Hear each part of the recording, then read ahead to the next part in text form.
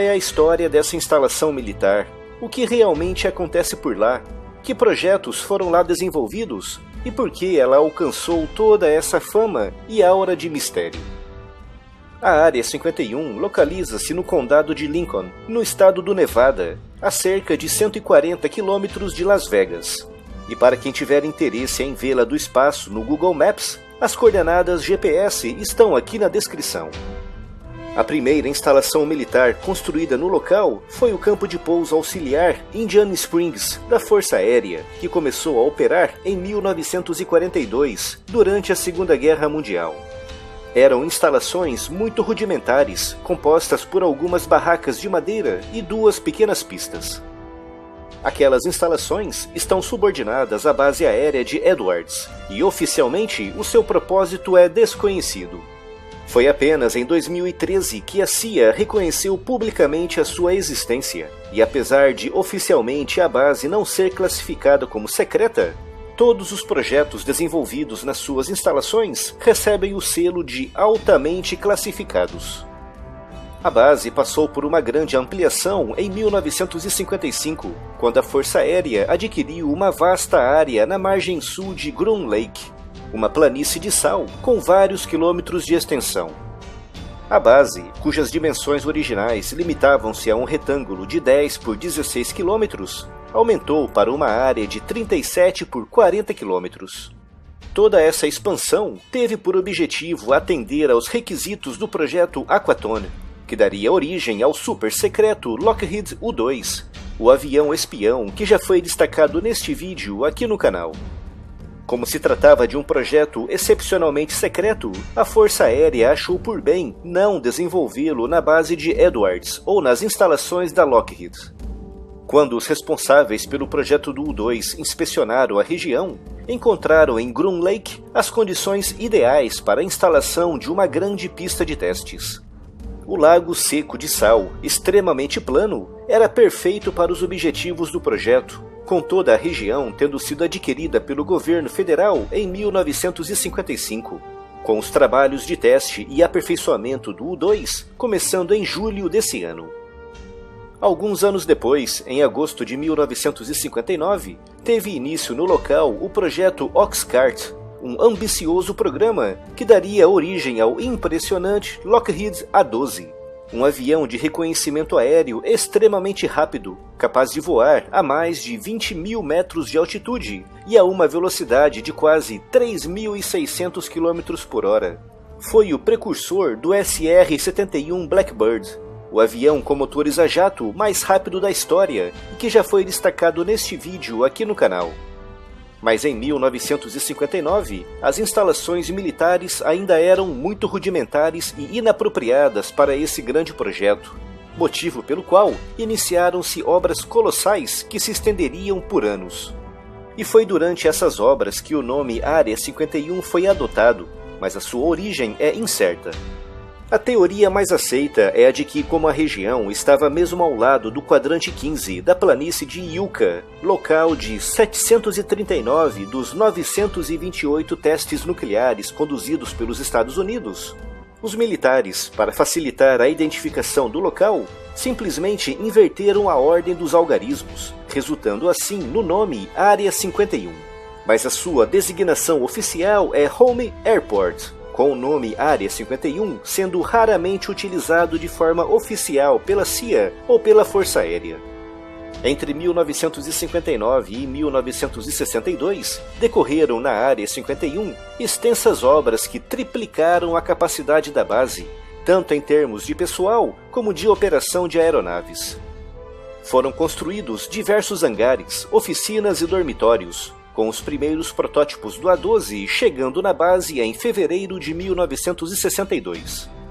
Em abril desse ano, o A-12 realizou seu voo inaugural, numa época em que na base já trabalhavam mais de 1.000 engenheiros, técnicos e militares.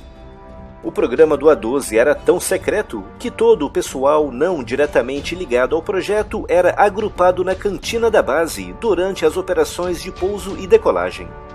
Também nos anos 60, a Área 51 passou a ser utilizada para testes e avaliações de caças soviéticos capturados. A primeira grande avaliação ocorreu em 1966, com um MiG-21 iraquiano que foi capturado pelos israelenses quando o piloto desertou. 2 anos depois, em 1968, foi a vez dos israelenses capturarem 2 caças MiG-17, que foram também entregues aos norte-americanos. Esses MiGs foram exaustivamente avaliados na Área 51, com os resultados servindo de base para o desenvolvimento de técnicas eficazes de ataque e de defesa contra essas aeronaves. Chegaram-se mesmo a realizar dogfights simulados entre MiGs e caças norte-americanos na Área 51. Como é óbvio, essas operações eram altamente secretas e por isso eram realizadas ali. Na segunda metade dos anos 70, a Lockheed iniciou um programa super avançado que viria a transformar-se no primeiro bombardeiro stealth do mundo, o F-117. Como se tratava de um projeto super secreto, mais uma vez a Área 51 foi a base escolhida para os testes de voo da aeronave, que se iniciaram em junho de 1981. Para manter o secretismo, os voos realizados por essas aeronaves concentravam-se no início da noite ou no final da madrugada, períodos do dia em que era mais difícil acompanhar os voos a olho nu. Com o fim do programa de desenvolvimento do F-117 em 1983, as atividades na Área 51 continuaram a pleno vapor, com as instalações ampliando-se ainda mais. Em 1995, uma lei federal ampliou a área de exclusão aérea, aumentando-a para os 16 km², e em 2015, todas as montanhas envolventes foram desapropriadas e incorporadas à base. Desconhecem-se os detalhes dos projetos desenvolvidos na Área 51 nos últimos 35 anos, mas acredita-se que a base tenha sido utilizada no teste e no aperfeiçoamento de alguns componentes do F-22, do bombardeiro stealth B-2 Spirit, a aeronave mais cara do mundo e já destacada neste vídeo aqui no canal, e também do F-35. Mas e sobre os OVNIs? É verdade que há naves e corpos de alienígenas na base? Como é óbvio, se há, pouquíssima gente sabe. Eu pessoalmente acredito que não, e que isso tudo não passa de um mito, mas isso vai de pessoa para pessoa. O curioso é que os avistamentos de OVNIs na região coincidiram sempre com os grandes projetos ultra-secretos desenvolvidos por lá. Por exemplo, quando o A-12 estava sendo testado no início dos anos 60 no âmbito do programa Oxcart, os voos eram realizados a mais de 20 mil metros de altitude e a velocidades que ultrapassavam os 3.500 km/h. Essas superaeronaves, voando assim tão alto sobre o deserto do Nevada, eram muitas vezes vistas por tripulações de aviões comerciais que voavam muito mais baixo, a menos de 10 mil metros de altitude.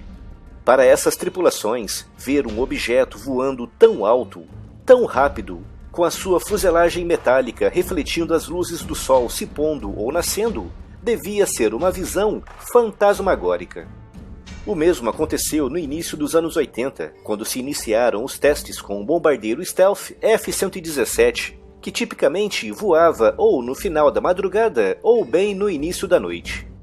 Nessa época, houve uma explosão de avistamentos de OVNIs na região, com pessoas descrevendo um objeto que em nada se assemelhava a um avião dito normal. E de fato, ao vermos o F-117 de perfil, à noite ou contra a luz tênue da manhã ou do anoitecer, ele se parece com tudo, menos com um avião. Esses avistamentos, associados ao tremendo secretismo envolvendo a base, ajudou a criar toda essa aura de mistério à volta da região.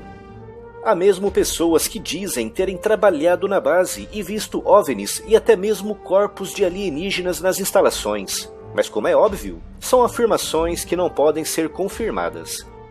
Na minha opinião, para tudo há uma explicação plausível, mas é claro que cada um acredita naquilo que quiser. Sobre os grandes avanços tecnológicos alcançados pelos Estados Unidos nas últimas décadas, algumas pessoas atribuem isso à utilização de tecnologia extraterrestre testada na Área 51. Eu pessoalmente acredito que esses avanços são apenas o fruto de grandes e pesados investimentos, trabalho duro e dedicação. Seja como for, A Área 51 continuará para sempre alimentando a imaginação de muita gente, mantendo-se como um dos locais mais secretos e bem guardados de todo o mundo.